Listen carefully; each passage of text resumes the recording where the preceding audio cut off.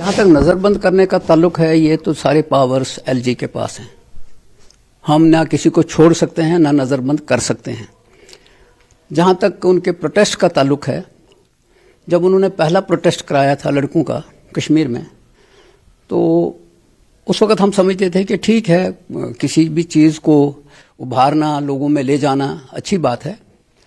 हालांकि पार्टी के मंशूर के खिलाफ था, इसलिए कि कोई भी चीज़ टेबल पे हो सकती है, वो सड़क पे नहीं हो सकती।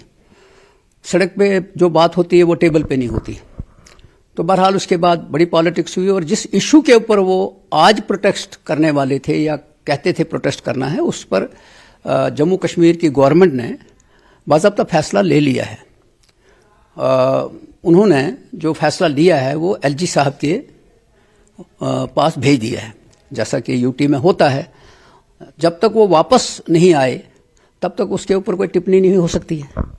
तो ये जो आगा साहब हैं, ये पता नहीं किसके हाथों में खेल रहे हैं, क्या करना चाहते हैं। कश्मीर एक सेंसिटिव जगह है, वहाँ लोगों को या नौजवानों को भड़काया नहीं जाना चाहिए।